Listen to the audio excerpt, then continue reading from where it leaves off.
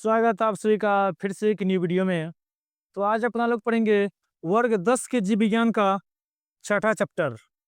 Chapter का नाम है जनन, जो कि बहुत ही इंटरेस्टिंग चैप्टर है, नॉलेज की दृष्टि से भी और एग्जाम के दृष्टिकोण से भी, क्योंकि इस चैप्टर से बहुत सारा क्वेश्चन आता है। इसीलिए जो है आप लोग इस वीडियो को बहुत ध्यान से देखिएगा। इसमें आज अपना लोग अति लघु उत्तरीय प्रश्न का उत्तर करेंगे। तो चलिए शुरू करते हैं। लेकिन शुरू करने से पहले जो है आप लोग इस वीडियो को लाइक कर दें और अपने दोस्तों के पास जरूर भेज दें।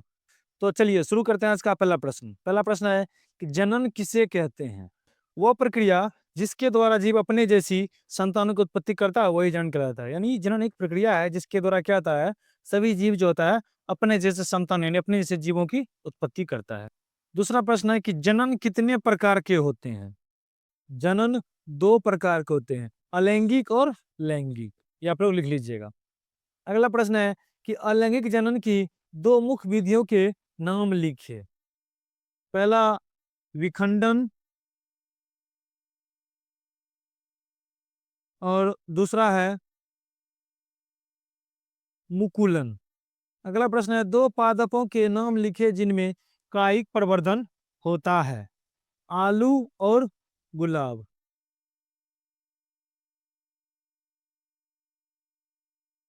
अगला प्रश्न है कि किसी एक पौधे का नाम लिखे जिनमें पत्तियों द्वारा कायिक प्रवर्धन होता है। ब्रायोफिलम। अगला प्रश्न है कि कायिक प्रवर्धन में वांछित गुणों का परिरक्षण क्यों होता है? कायिक प्रवर्धन से प्राप्त पौधे वांछित गुणों में जनक के समान होते हैं, यानी बिल्कुल अपने जनक के समान होते हैं, क्योंकि क्या होता है इसमें अलैंगिक जनन होता है, इसीलिए अपने जनक के समान होता है। अगला प्रश्न है कि डीएनए प्रतिकृति का जनन में क्या महत्व है? डीएनए जो है आनुवंशिक गुणों को माता पिता से संतान तक पहुंचाती है और जिससे समान गुणों वाले जीव पैदा होते हैं। अगला प्रश्न है कि जीवों में होने वाली विभिन्नता का क्या लाभ है? विभिन्नता जो है जीवों की उत्तरजीविता बढ़ाता है और प्राकृतिक संतुलन बनाए रखता है। यानी विभिन्नता जो होती है ये प्रकृति में जो होता है संतुलन बनाए रखता है और उत्तरजीविता यानी जीवों की उत्तरजीविता को बढ़ाता है। यानी कि इसमें क्या होता है कि हर एक जीव एक दूसरे से क्या होता है, भिन्न दिखता है। अगला प्रश्न है कि पुंकेसर के भागों के नाम लिखे। तंतु और परागकोश।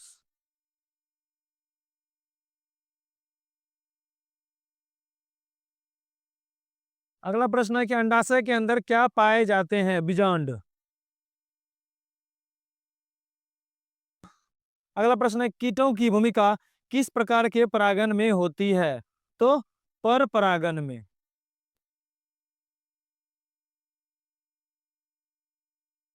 अगला प्रश्न है कि अगर नर या मादा अंगों में किसी एक का अभाव हो तो ऐसी जीव क्या कहलाती है? एक लिंगी जीव।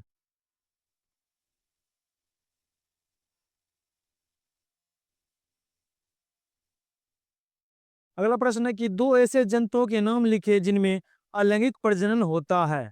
Amoeba, paramecium. अगला प्रश्न है कि पुरुष में वृषण त्वचा की बनी जिस थैली रचना में स्थित होती है वह क्या कहलाती है? वृषण कोश। वृषण कोश। अगला प्रश्न है कि अंडाणुओं का अंडाशय से बाहर निकलने की क्रिया क्या कहलाती है? अंडोत्सर्ग। अगला प्रश्न है कि मनुष्य अंडाणुओं का शुक्राणुओं द्वारा निषेचित स्त्री के किस जननांग में होता है? फैलोपियन नलिका।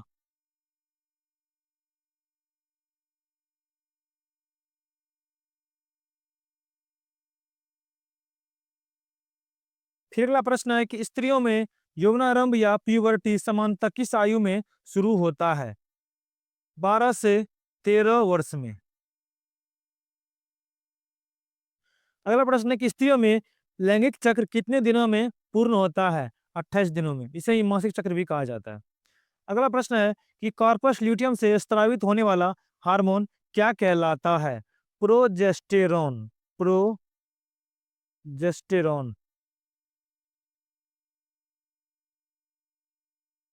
देखिए आप लोग जो है वीडियो को लाइक तो कर देते हैं लेकिन सब्सक्राइब नहीं करते हैं चैनल को, इसीलिए आप लोग से रिक्वेस्ट है कि आप लोग चैनल को सब्सक्राइब भी कर लें और अपने दोस्तों के पास जरूर इस वीडियो को भेज दें।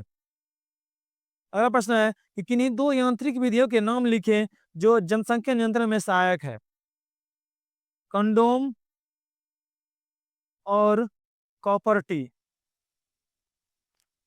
यह पुरुषों के लिए है और यह स्त्रियों के लिए है। बैक्टीरिया के द्वारा होने वाला दो लैंगिक जनन संचारित रोगों के नाम लिखे। गोनोरिया और सिफिलिस। सिफिलिस। अगला प्रश्न है कि जीवों में आनुवंशिक गुणों का वाहक क्या है। गुणसूत्र।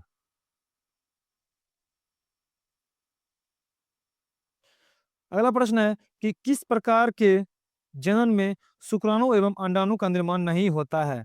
और लैंगिक जनन में, इस जनन में जो है मेल और फीमेल का आवश्यकता नहीं होता है, तो फिर अंडाणु और शुक्राणु कैसे बनेगा। अगला प्रश्न है कि पुटी या सिस्ट का निर्माण किस प्रकार के विभाजन में होता है। बहु विभाजन में। अगला प्रश्न है कि प्लेनेरिया में जनन मुख्यतः किस विधि से होता है। अपखंडन विधि से।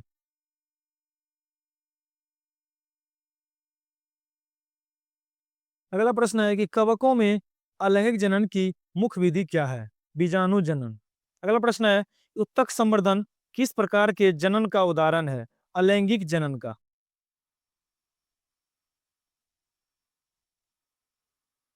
अगला है कि पुरुष का सबसे प्रमुख जनन अंग क्या है।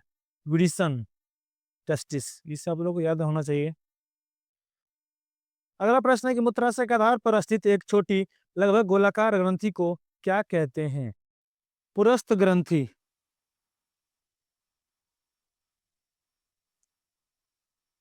अगला प्रश्न है कि प्रत्येक स्त्री में कितना अंडाशय पाया जाता है। दो अंडाशय पाया जाता है। अंडाणु किस नलिका के द्वारा गर्भाशय में पहुंचता है। फैलोपियन नलिका के द्वारा।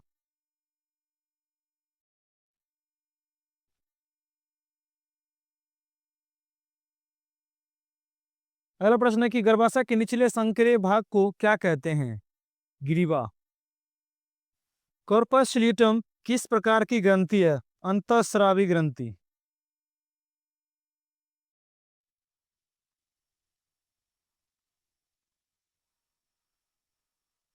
अगला प्रश्न है कि प्रोजेस्टेरोन हार्मोन कहाँ से स्रावित होता है। कार्पस ल्यूटियम से।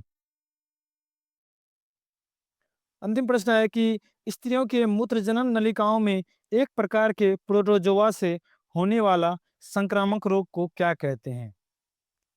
ट्राइकोमोनिएसिस। तो आज सभी 3500 अति लघु उत्तरीय प्रश्न का उत्तर हो गया है। तो आप लोग जो है वीडियो को लाइक कर दें और चैनल को सब्सक्राइब कर दें। और हाँ, अपने दोस्तों के पास ज़रूर भेज दीजिएगा। तो ठीक है, मिलते हैं अगले वीडियो में। तब तक के लिए जय हिंद, जय भारत।